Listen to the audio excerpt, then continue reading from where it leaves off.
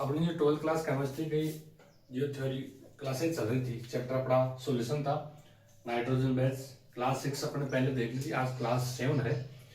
इसमें अपन क्लास में सोलिबिलिटी चल रहा था अपना। सोलिबिलिटी में अपन क्या पढ़ रहे थे, गैसों की द्रव्य विलेयता। तो इसके बारे में बेसिक पढ़ लिया था आपने, थोड़ा सा मैं वापस रिवाइज करते हो ताकि अपनी कंटिन्यूटी बने रहे। उसके बाद इसको क्या था, लिखवाना था। गैसों की द्रव्य में विलेयता था अपना। इसमें 3 पॉइंट थे, लाइट डिजल एक समान समान को होता है, दूसरा ताप और तीसरा है दाब। ठीक, तो लिखना कैसे भाई, समान समान को कैसे, धुरी विलय धुरी विलायकों में, अधूरे विलय अधूरे विलायकों में। ठीक है, ताप में 2 थी, उष्मा शोषी और उष्मा छेपी। शोषी में क्या सोलिबिलिटी बढ़ जाती है टेम्परेचर बढ़ाने पर, और छेपी में क्या होता है, टेम्परेचर बढ़ाते हैं तो सोलिबिलिटी घट जाती है। और दाब में क्या है, ये समानुपाती बताया ना, प्रेशर बढ़ेगा तो सोलिबिलिटी भी बढ़ेगी। तो अब लिखो इसको, पहला पॉइंट लगाओ, लाइट डिसॉल्व लाइट। ऊपर हेडिंग लगानी है गैसों के द्रव्य में विलेयता। ठीक है, फिर एक लाइन छोड़ के तीनों के नाम लिखो पॉइंट पर, गैसों के द्रव्य में विलेयता। ठीक है, फिर नीचे पॉइंट लिखो 3, समान समान को बोलता है ताप और दाब। गैसों के द्रव्य में विलेयता को निम्न कारक प्रभावित करते हैं, और फिर तीनों को नाम लिखो 1 2 3, समान समान को बोलता है ताप और दाब। तीनों लिखने के बाद वापिस फर्स्ट वाला लगाओ। मैंने बताया था कि पीछे की तरह सेम टू सेम कर सकते हो, लेकिन काफी बच्चे मेरे को पता है नहीं लिख पाएंगे, तो उसके लिए मैं लिखवा रहा हूँ समान समान को बोलता है। इसमें लिखो ध्रुवीय गैस, मैं सीधा लिखा दूंगा, पहले इस वीडियो में समझा रखा है, तो वापस रिपीट करने से क्या मतलब। ध्रुवीय गैसें ध्रुवीय विलायकों में अच्छे से घुल जाती है। ध्रुवीय गैसें ध्रुवीय विलायकों में अच्छे से घुल जाती है। नेक्स्ट कंटिन्यू करते रहो इसमें। अध्रुवीय गैसें अध्रुवीय विलायकों में अच्छे से घुल जाती है। अध्रुवीय गैसें अध्रुवीय विलायकों में अच्छे से घुल जाती है, अर्थात समान समान को घोलता है, अर्थात समान समान को घोलता है।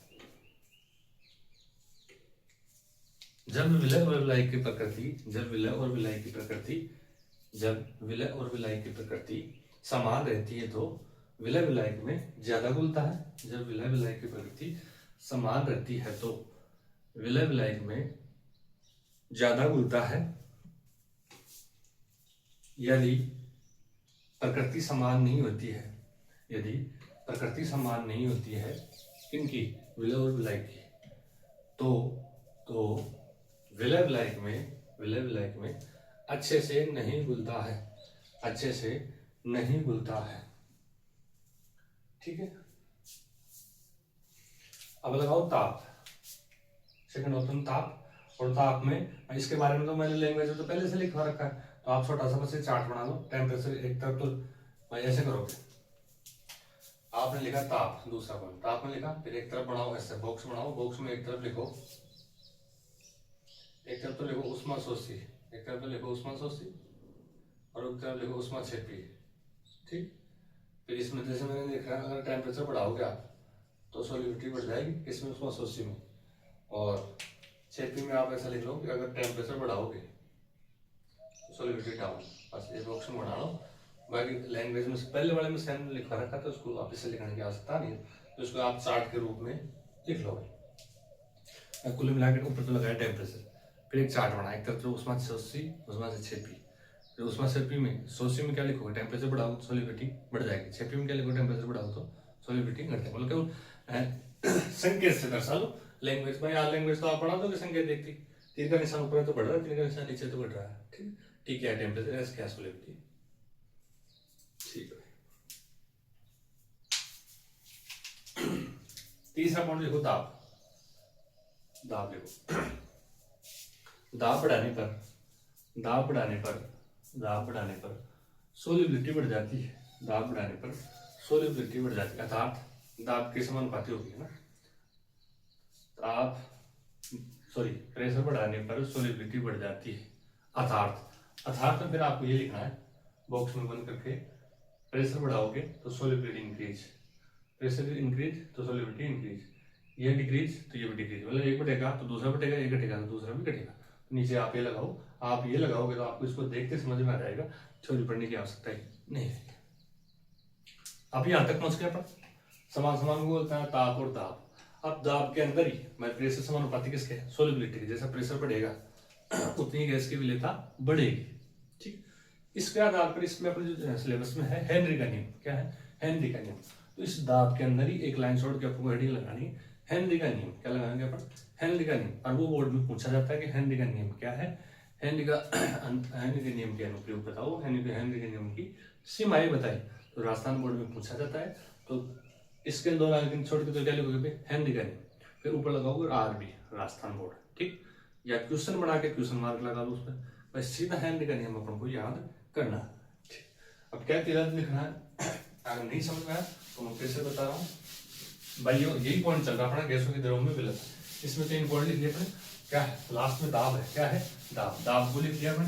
अब उसी में एक या दो लाइन छोड़ दो और उसके में नई हेडिंग लगानी है अपन को, हेनरी का नियम। क्या लगाओगे आप, हेनरी का नियम। क्या लगाओगे, हेनरी का नियम, ये लगाओगे। क्या लगाओगे, हेनरी का नियम। स्टार बना लिया, ऊपर लिख लिया राजस्थान बोर्ड, राजस्थान बोर्ड में पूछा जाता है। और इसी में लगा लिया क्वेश्चन मार्क भाई, सीधा क्वेश्चन, सीधा क्वेश्चन है। थ्योरी पढ़ते समय आपको ऐसा लगना चाहिए भाई, ऐसा नहीं लगे कहाँ से पढ़े कहाँ से छोड़े। तो हेनरी का नियम सीधा राजस्थान बोर्ड में पूछा था, तो ये सीधा क्वेश्चन है भाई। पूछा जाता है हेनरी का नियम क्या है, इसके अनुप्रयोग क्या है, इसकी सीमाएं क्या है। ठीक है, तो आपने यहाँ हेडिंग लगा ली। हेडिंग लगाने के बाद पेन को बिल्कुल कर दो बंद, जैसे फिल्म चलती है वैसे आपका ध्यान क्या पड़ है बोर्ड पर। उसके बाद जब भी मैं बोलूँ तो आपको लिखना है भाई, आपसे ज्यादा टीचर को चिंता रहती है थ्योरी को लिखवाने की। ठीक, तो कभी भी ऐसा नहीं सोचे कोई टीचर सामने बता रहा समझा रहा उस टाइम आप लिखने की कोशिश कर रहे हो, तो यह क्या है भाई, गलत है। अब समझो देखो भाई, वैज्ञानिक तो कौन है, हेनरी। ठीक है, कौन सा, हेनरी। तो देखो हेनरी का नियम क्या दिया है इसने, देखो परिभाषा के रूप में आप लिख सकते हो, आपको लिखना नहीं है, मैं कहूँगा तब लिखना, आप तो समझो बस। हेनरी का नियम क्या है, तो गैसों की द्रव में भी लेता देख रहे हैं अपन, गैस किसके द्रव में घुल रहे हैं ना, लिक्विड में। इन्होंने बताया तो गैसों की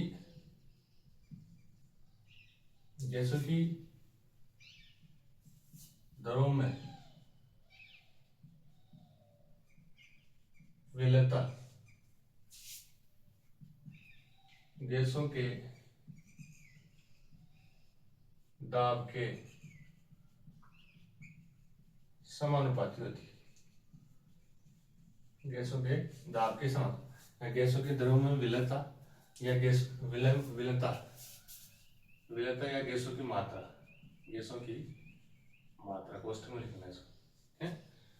गैसों की द्रव में विलेयता गैसों के दाब की क्या होती है, समानुपाती होती है। ठीक है भाई, जितनी गैस को लियो तो उस गैस के द्वारा लगाए हुए दाब की क्या होती है, समानुपाती। किस प्रकार का दाब लगा है।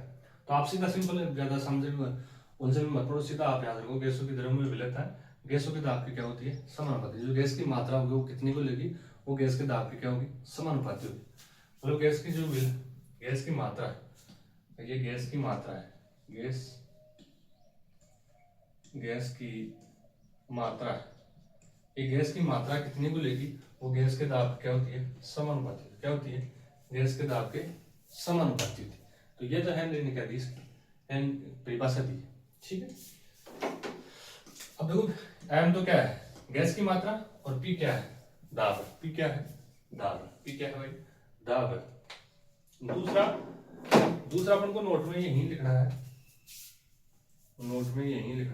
अगर जो गैस की मात्रा है, गैस की पूरा नहीं लिखवाना, लेकिन यहाँ कुछ समझने में थोड़ी प्रॉब्लम हो सकती है, इसलिए मैं पूरा लिख रहा हूँ। गैस की मात्रा कौन है, एम है। गैस की मात्रा को अगर आंशिक रूप में लिया जाए, मोलन्स के रूप में लिया जाए, तो मोलन्स के रूप में लिया जाए, अगर लिया जाए,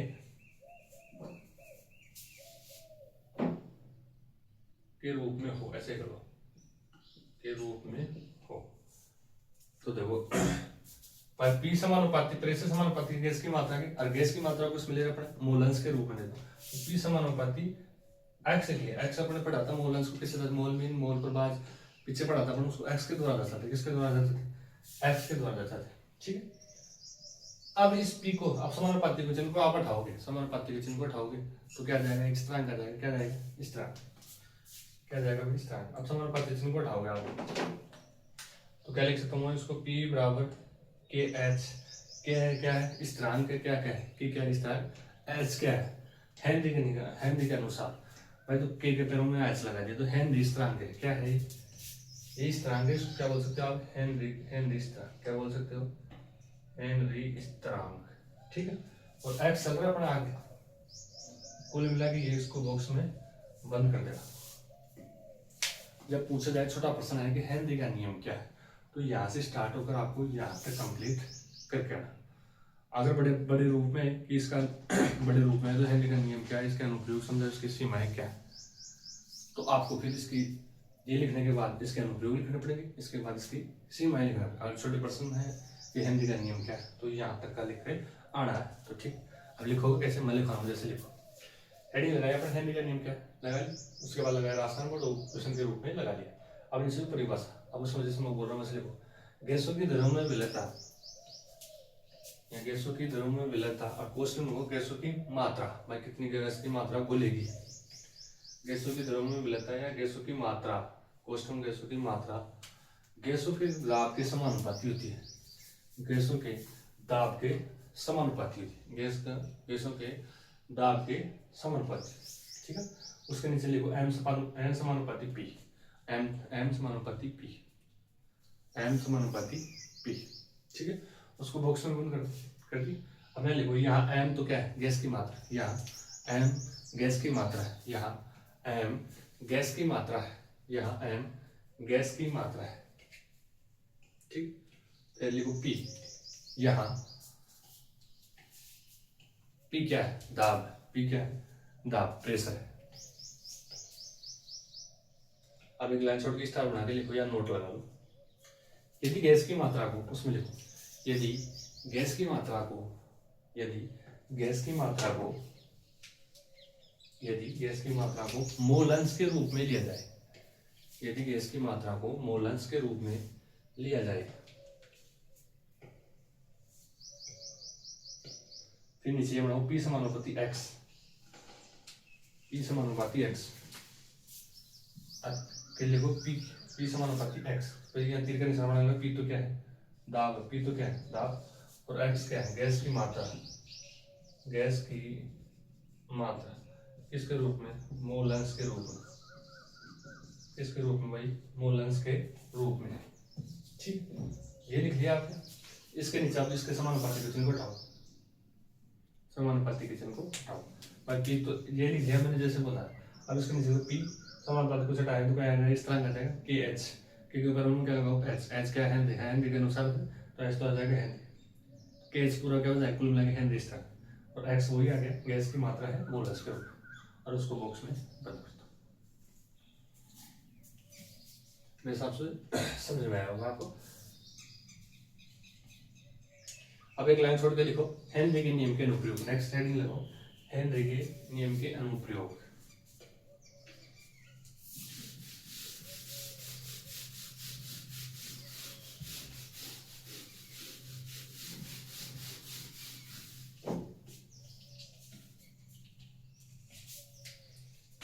नेक्स्ट हेडिंग लगाओ एक लाइन छोड़ के,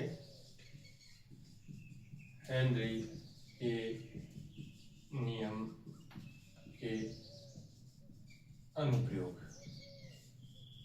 हेनरी के नियम के अनुप्रयोग। अब देखो, अब पेन को भी बंद कर दो, हेनरी के नियम अब समझ दो। पहला अनुप्रयोग तो है शीतल पेय पदार्थों में, शीतल पेय पदार्थों में CO2 घोला जाता है, CO2 घोलने में,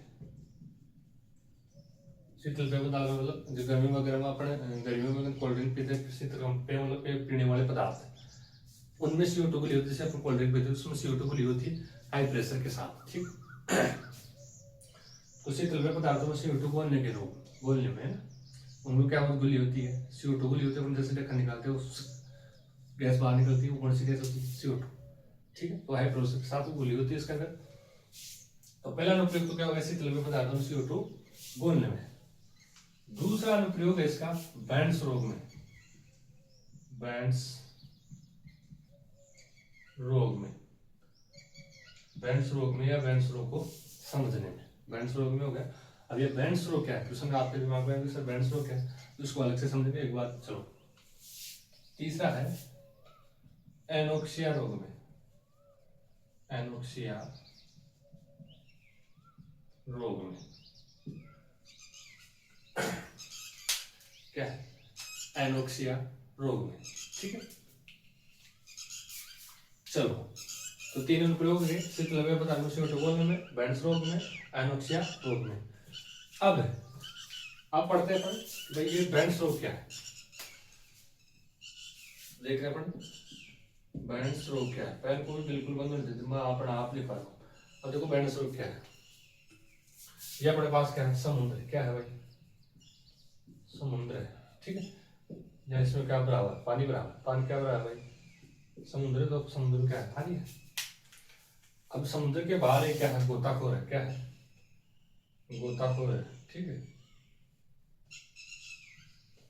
ये है गोताखोर। कौन है, गोताखोर। कौन है भाई, गोताखोर जो समुद्र में डुबकी लगाता है। उसने अपने पीछे एक गैस का टैंक, गैस का टैंक या टंकी बना, टंकी बांध रखी है। भाई अभी तक क्या देखा हमारे हेनरी के नियम के अनुरूप शीतल पेय पदार्थों से बेंड्स रोग में से एनोक्सिया रोग में या उनको समझेंगे, ठीक है।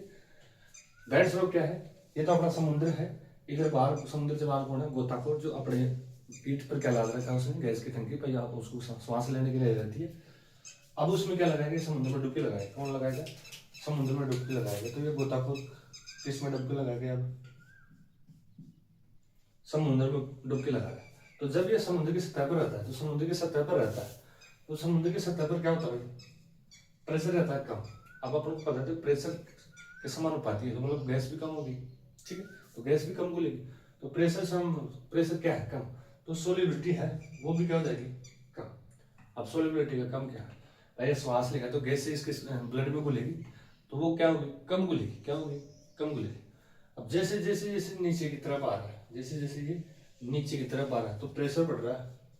प्रेशर क्या हो रहा है, हाई। और सोलिबिलिटी क्या हो रही है भाई, हाई। तो प्रेशर भी क्या हो रहा है, हाई, और सोलिबिलिटी क्या हो रही है, हाई। अब ये गोताखोर नीचे आते आते आते आते आते यहाँ आने के बाद वापस ऊपर जा रहा है। क्या जा रहा है, वापस ऊपर जा रहा है गोताखोर, वापस ऊपर जा रहा है। जैसे ऊपर जाएगा ऊपर प्रेशर क्या, अपन को पता है ऊपर प्रेशर क्या है, कम। तो सोलिबिलिटी भी क्या है, कम। अब जैसे जैसे ऊपर जाएगा ये, तो सोलिबिलिटी क्या हो जाएगी, कम होने लग जाएगी। सोलिबिलिटी क्या हो जाएगी, कम होने लग जाएगी। यहाँ तक अगर समझ नहीं है तो मैं दोबारा से रिपीट कर रहा हूँ। ये तो अपना गया समुद्र है, यहाँ गोताखोर है, पीछे टंकी लगा रखी है, डुबकी लगाई ऊपर समुद्र की सतह पर, तो क्या है, प्रेशर कम है, तो सोलिबिलिटी भी कम है। मतलब श्वास लेगा तो टंकी में जो गैस है उसके ब्लड में कम घुलेगी कुल मिला के।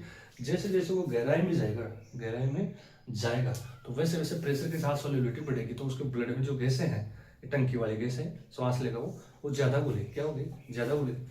अब वो नीचे गया, डुबकी लगाई। अब डुबकी लगा के वो बाहर आ रहा है, वापस क्या आ रहा है, बाहर आ रहा है। तो बाहर आएगा तो धीरे धीरे धीरे क्या होगा, प्रेशर कम होने लग जाएगा। प्रेशर क्या होगा, कम, और तो सोलिबिलिटी भी क्या हो जाएगी, कम, ठीक है।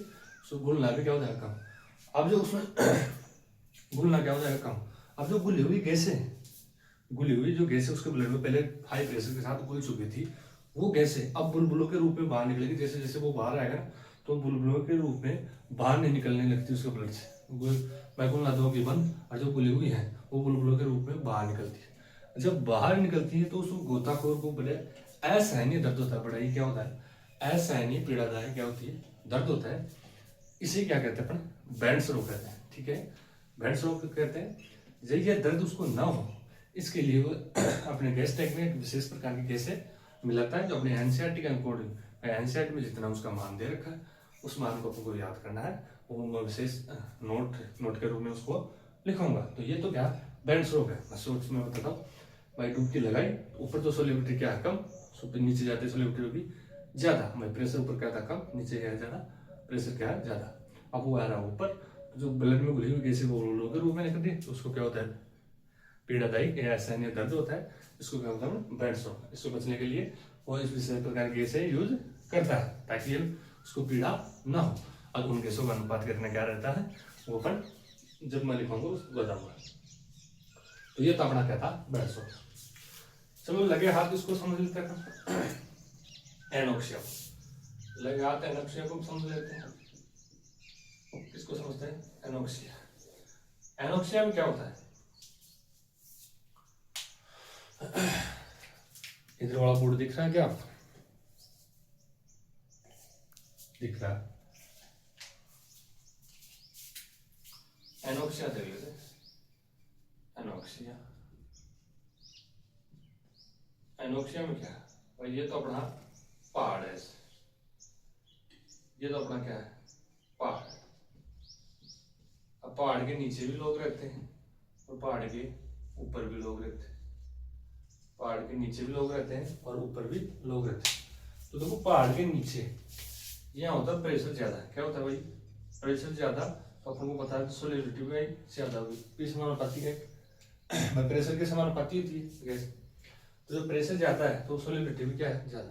लेकिन जैसे जैसे आप ऊंचाई पे जाओगे, पहाड़ों पर जाओगे, तो यहाँ प्रेशर हो जाता है कम। क्या हो जाता है भाई? प्रेशर हो जाता है कम। प्रेशर हो जाता है कम तो सोलिडिटी भी क्या हो जाती है? कम हो जाती है।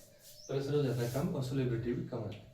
मतलब यहाँ प्रेशर ज्यादा है तो सोलिडिटी ज्यादा है, ठीक। मतलब यहाँ पे जो रहने वाले लोग हैं वो अगर प्रेशर ज्यादा है तो उसके ब्लड में जो ऑक्सीजन वगैरह है वो ज्यादा घुलेगी।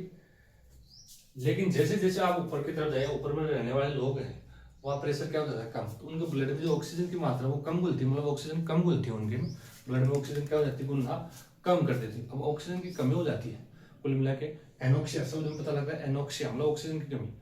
कुल मिला के ब्लड में क्या हो जाती है? ऑक्सीजन की कमी हो जाती है। और ऑक्सीजन की कमी के कारण एक रोग होता है, उसको क्या बोलते हैं अपन? एनोक्सिया। एनोक्सिया में क्या है? ब्लड में क्या हो गई? ऑक्सीजन की कमी। तो उनकी सोचने समझने की क्षमता क्या हो जाती है? कम। उनकी सोचने समझने की क्षमता क्या हो जाती है? कम। इसे क्या कहते हैं? एनोक्सिया रोग कहा जाता है। भाई पहाड़ों के नीचे तो क्या प्रेशर ज्यादा, तो ब्लड में ऑक्सीजन ज्यादा बोलेगी, प्रेशर ज्यादा तो सोलिडिटी भी ज्यादा। लेकिन ऊपर क्या हो जाता है? पहाड़ों पर प्रेशर कम तो सोलिडिटी भी कम, तो उनको ब्लड में ऑक्सीजन की मात्रा क्या होगी? कम घुलेगी, तो प्रेशर कम घुलेगी, ठीक है। तो जैसे ही उनके ब्लड में ऑक्सीजन की हुई कमी के कारण उनके सोचने समझने की क्षमता क्या हो जाती है? कम। और इसे क्या कहते हैं? एनोक्सिया रोग कहते हैं।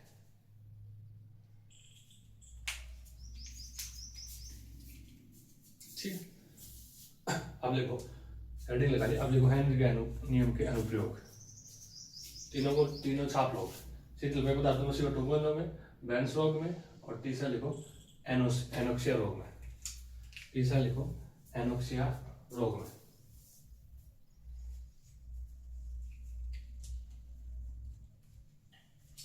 ठीक है, अब एक लाइन छोड़ के लिखो नीचे बेंस रोग। बेंस रोग लगाओ।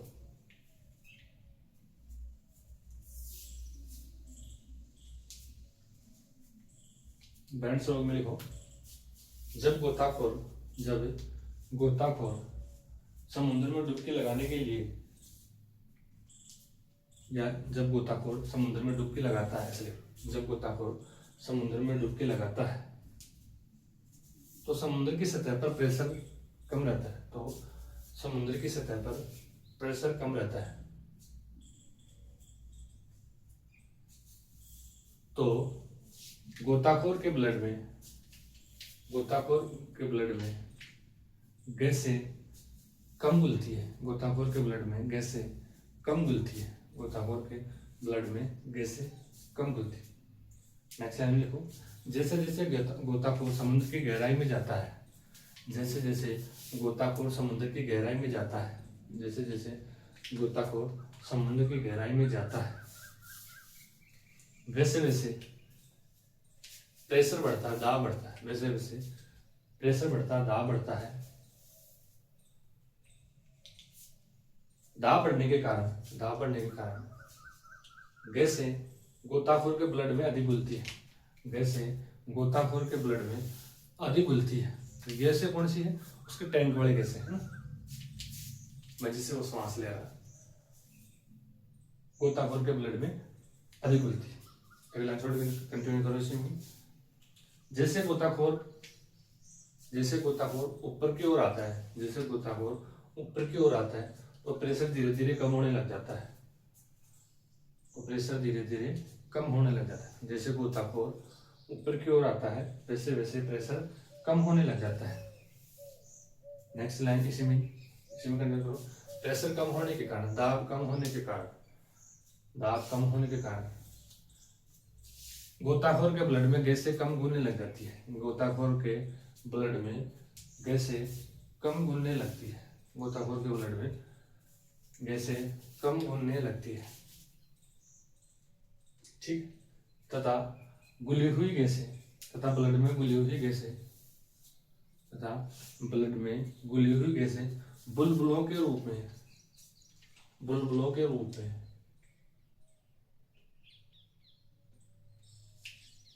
हुई गैसें बुलबुलों के रूप में बाहर निकलने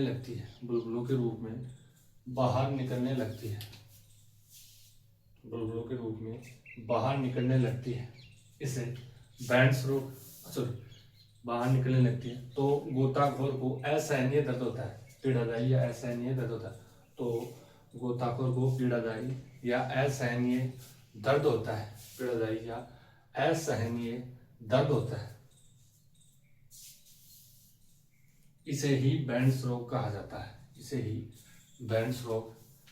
जाता है। एक लाइन छोड़ के नोट लगाओ।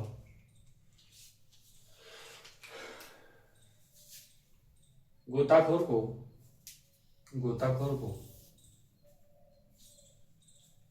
असहनीय दर्द ना हो, लिख लो। उसके लिए वो अपने गैस टैंक में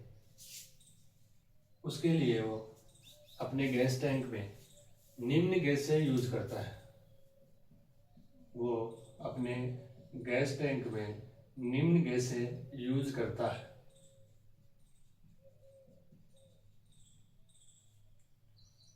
अब लिखो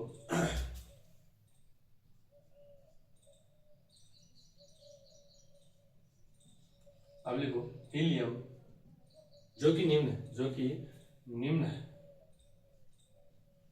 उसमें लिखो पहला हीलियम 11.7%। ये प्रतिशत है अपने एनसीईआरटी किताब से जो कतो लिखा है मैंने, ये अपन को याद रखना, छोटे प्रश्नों में पूछ लिया जाता है। हीलियम 11.7%।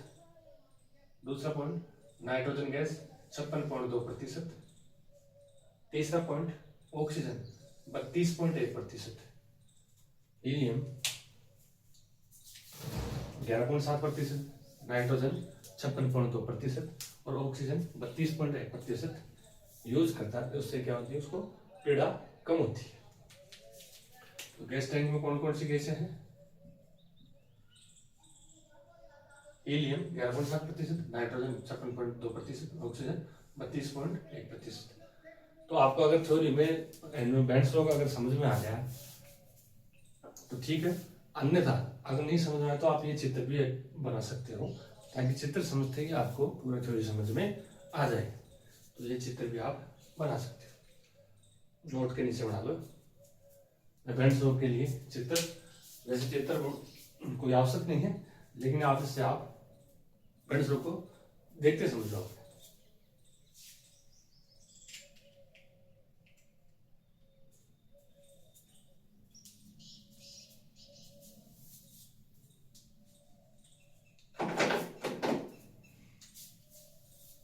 अब लिखो एनोक्सिया रोग, स्टार बना के लिखो एनोक्सिया रोग लिखो। देखो इसमें जो व्यक्ति पहाड़ों पर रहते हैं, जो व्यक्ति पहाड़ों पर रहते हैं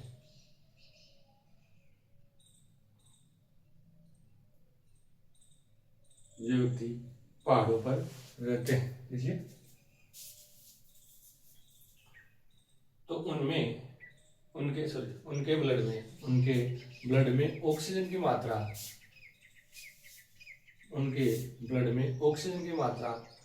कम प्रेशर होने की वजह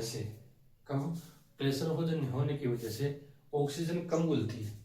तो उनके ब्लड में कम प्रेशर होने की वजह से कम घुलती है। जो व्यक्ति जो व्यक्ति पहाड़ों के नीचे रहते हैं, जो व्यक्ति पहाड़ों के नीचे रहते हैं उनकी तुलना में, जो व्यक्ति पहाड़ों के नीचे रहते हैं उनकी तुलना में, एक लाइन छोड़ के लिखो, क्योंकि हम जानते हैं कि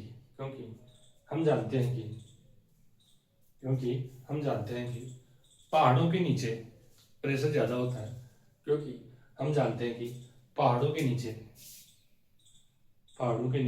प्रेशर ज्यादा होता है, जबकि पहाड़ों के ऊपर प्रेशर कम।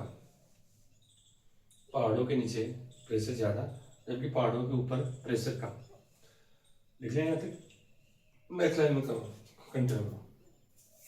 तो प्रेशर कम होने के कारण, दाब कम होने के कारण उनके ब्लड में प्रेशर, वापस रिपीट कर रहा हूँ, प्रेशर कम होने के कारण उनके दाब में, प्रेशर कम होने के कारण उनके ब्लड में ऑक्सीजन कम घुलती है, जिसके कारण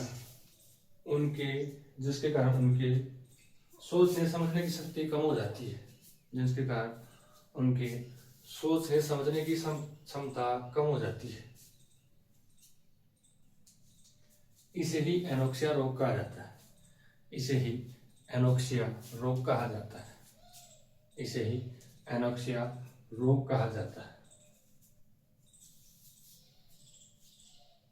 अर्थात ऑक्सीजन की कमी के कारण हुआ रोग,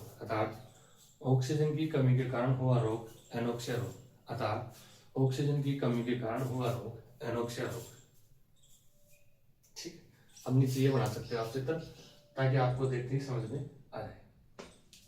तो आज की वीडियो में क्या देख लिया अपन, हेनरी के नियम के अनुप्रयोग, उसमें बेंड्स रोग को समझा, एनोक्सिया रोग को समझा। अब नेक्स्ट वीडियो में पढ़ेंगे हेनरी के नियम के सीमाएं। हेनरी का नियम, हेनरी का अनुप्रयोग तो देखिए, अब नेक्स्ट वीडियो में देखेंगे हेनरी के रोग की सीमाएं।